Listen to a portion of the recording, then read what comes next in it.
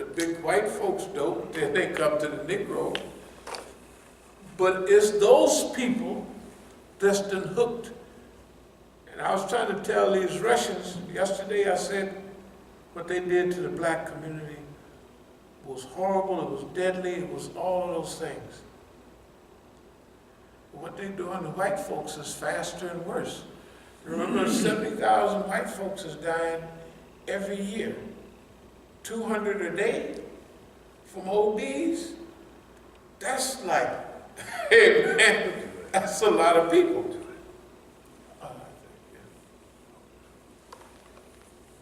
That is a lot of people. Can you imagine? That for 13 doggone 70,000 people a year dying of opiate overdose? Unbelievable. Unbelievable. Okay, now I was telling them why. I said, do you notice that every day, every week, there's some shooting by someone depraved? You know, I said, that's because the white male is under attack. They couldn't believe it. I suggest he's under attack. I said, and he feels entitled to his American dream. And he's armed with his Jeffersonian ideas. Yeah. Right? Tom Jefferson, we should have a revolution every 20 years. This was his idea, you know. Look at the difference between the Declaration of Independence and the Constitution.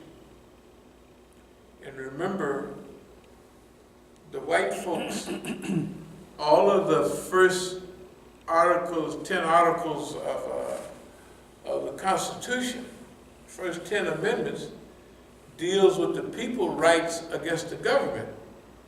Because they didn't ratify that kind of, it's all, no, this don't sound right to me.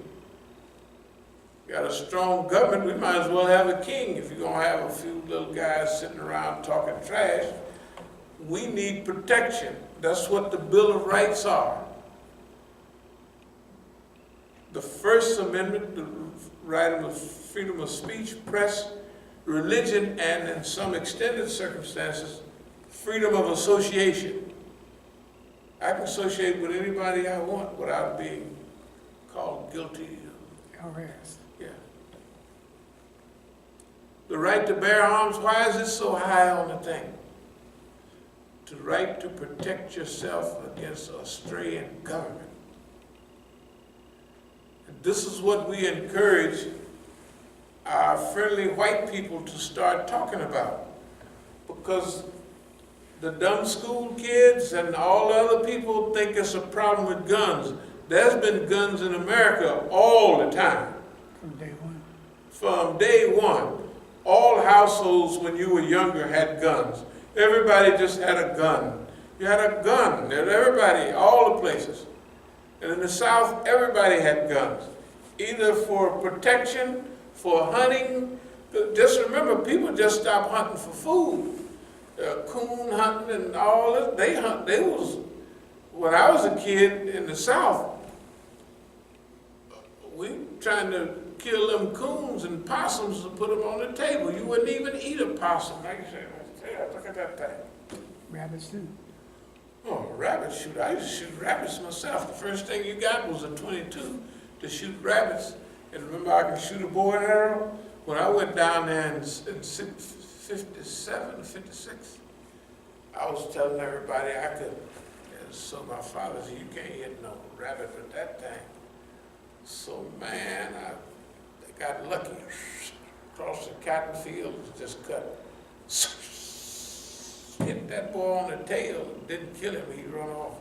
I said, yeah, you know, so it was for hunting, it was for defense. Everybody knows that the Constitution meant that whatever the military can have, let's use the word well-regulated militia. Militia is an army. If the militia can have it, we can have it. That is the National Guard. Whatever the National Guard can have, we're supposed to be able to have. to protect ourselves, not from our neighbor, but from the government. Okay. So, guns, opiates, crystal meth, all this stuff, I was trying to tell the guys that all of those things are headed America toward a certain decline. Now they wanted it to be a revolution, that everybody's going to get mad and revolt. I said, no, I don't look like that. I said, we don't even want no revolution. I said, we want what we have, an evolutionary process. I said, you think we want a revolution like y'all had? The White Army and the Red Army fighting each other? And then Stalin coming in and killing everybody? Right. So anyway,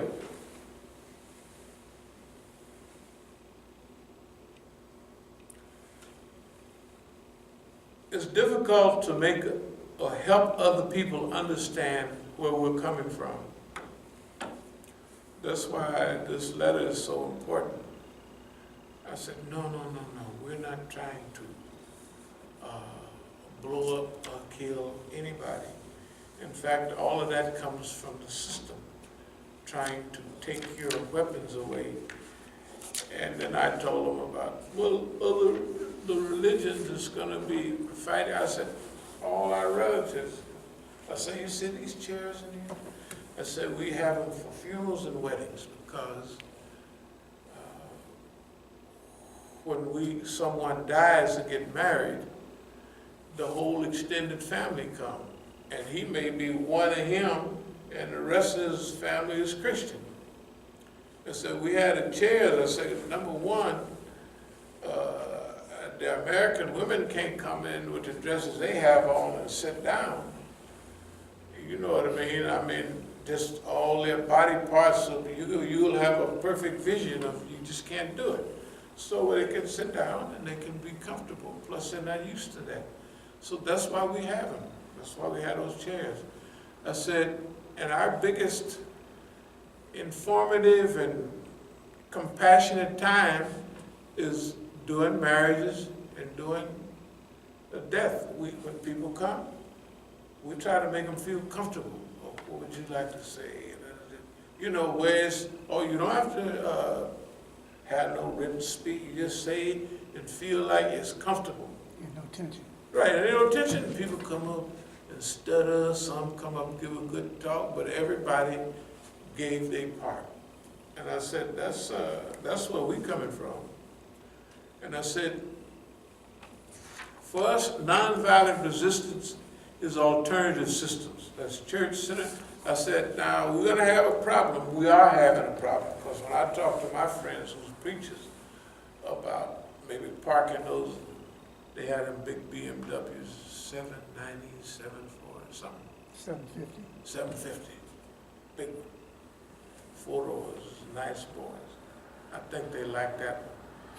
They don't want to park that boy and start feeding the people and sweeping up around the Masjid and stuff like that, right? But see this money we getting soon, that's what we're going to do. Just get ready for it. That's what we're going to start doing.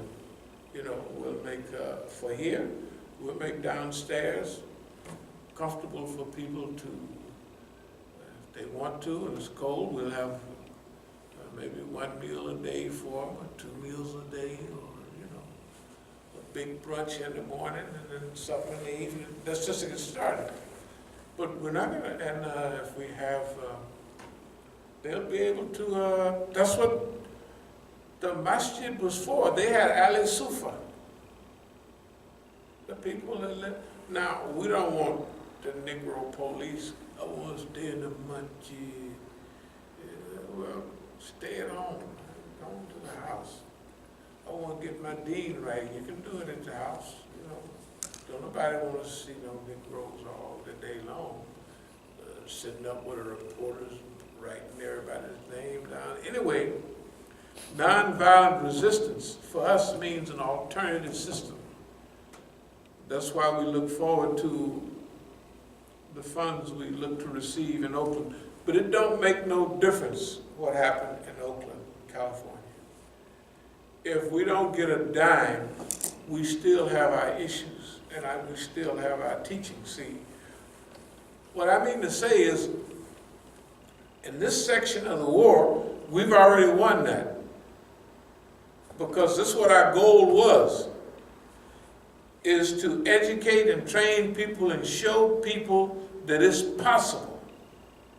That America, when it turns on you, you don't automatically die and quit. And also, historically, see, we have a real, what they did to our brothers, see, the system was way ahead of us in sophistication.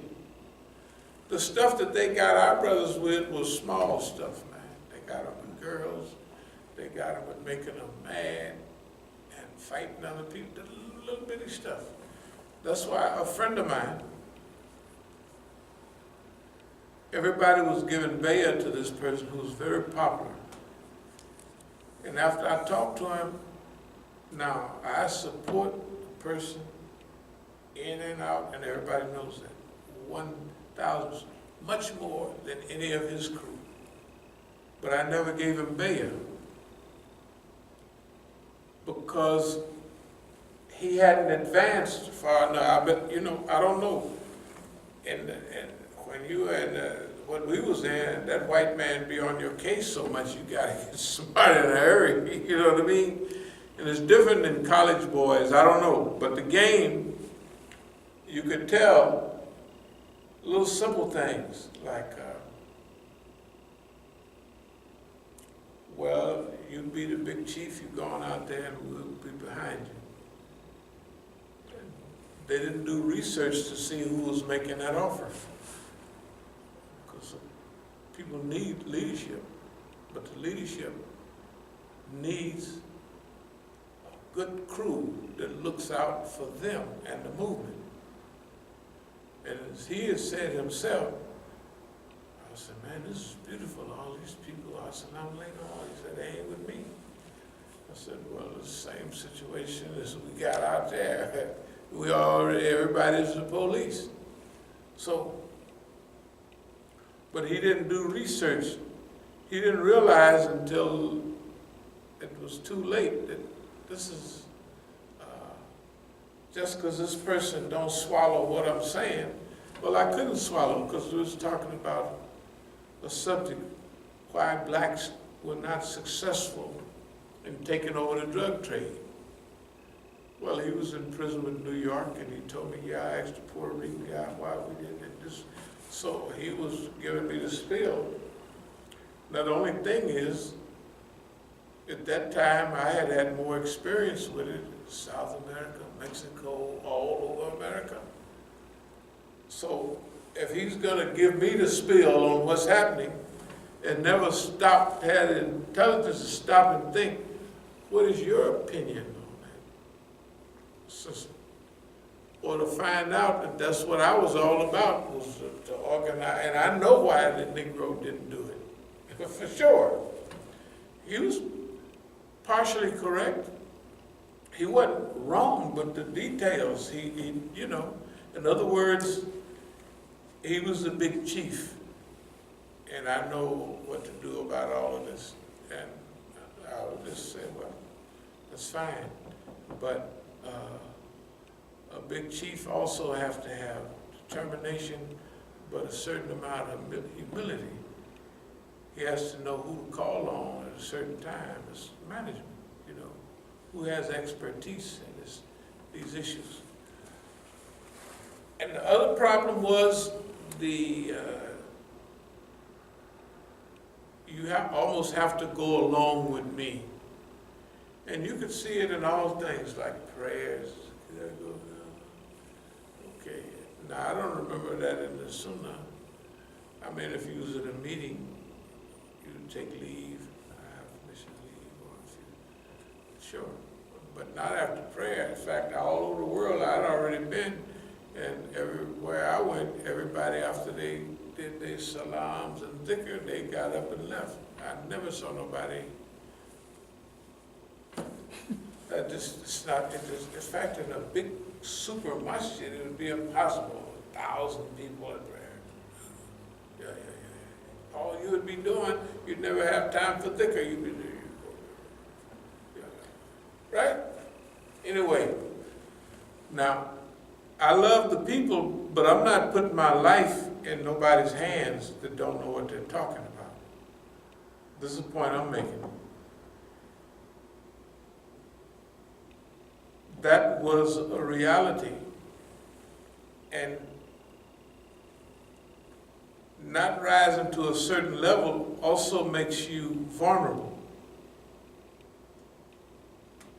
Well, if they do this, I ain't taking that no more. Well, you have to take it.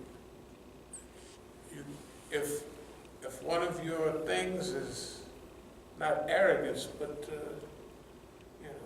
then they're gonna use that. They don't care how they get rid of it. You come to me again. Well, if we said that, we would never had hardly no masjid, because as soon as we got started, they send people by acting stupid all the time, from then up to today. So we have to just start laughing with them, laughing at them, and whatever you say is fine. But we ain't never, well, I take that back. In the earlier years, we did do a few bodily attacks, that's right. But that was, shoot, 83 and all of that. That's when you were still young. That's right, we did that. Yeah, sure we did. But that's what I mean. We matured. You know what I mean? We matured. And, but in certain areas, people didn't mature. For instance, here's our people in Oakland. They're given maximum authority. They don't have authority, the government is giving them authority. The government controls all the circuits. Everybody, you cooperate with me, you're on the circuit. You're gonna have a name till we get tired of you, right? Everybody knows that, okay. If we're not on the circuit, it's because we don't cooperate. You see what I mean? We don't cooperate with the circuit at all. It's all right, it's okay, let it play on. We do not cooperate with them and the circuit at all.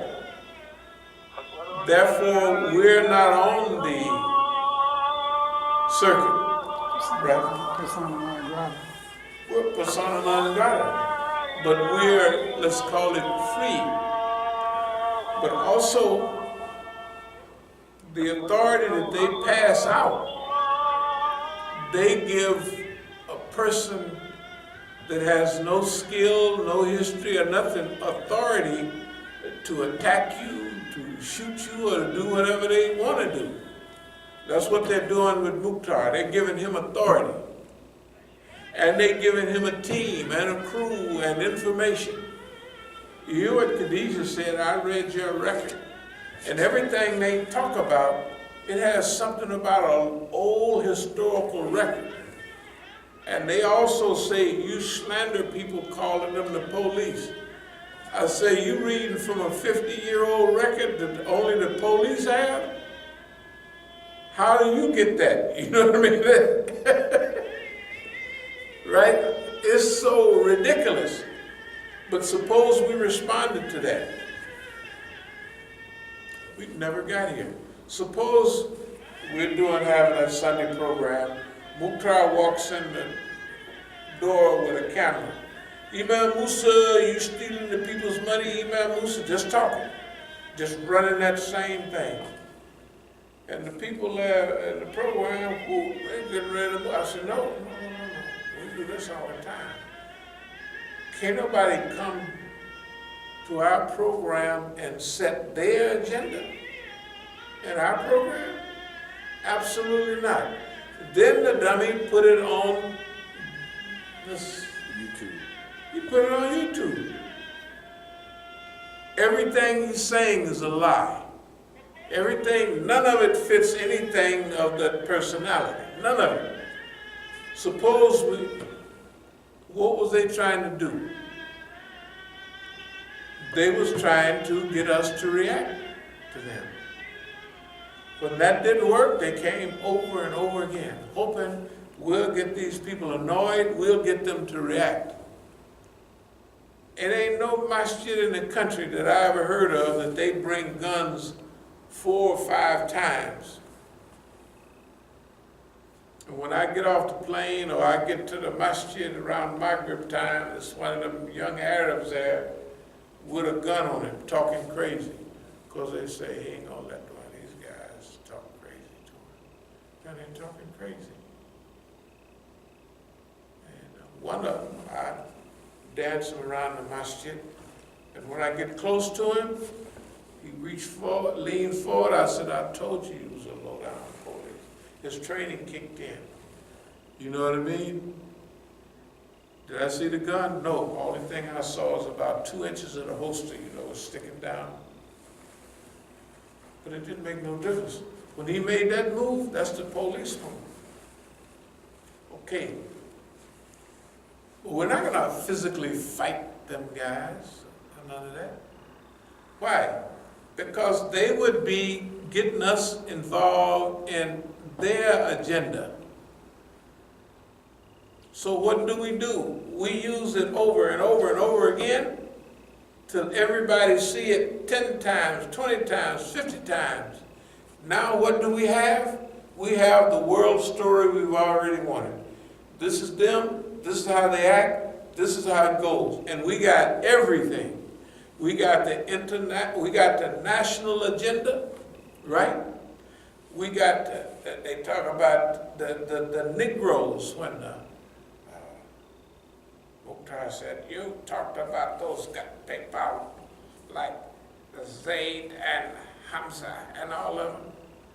I said, well, they had to, you ask Abdul Malik or you ask anybody else. In Philadelphia, when they had the meeting to form MENA, I was there, Abdul Malik was there, Zayd was there, Hamza was there, Siraj was there, and they wasn't having anything special. At that time, we had 5 centers. And they either had one apiece or that was it, right? They would talk over and around us, well, Imam Zayd, this is Raj, I could give bayah to you just like that. Like they're gonna form manner and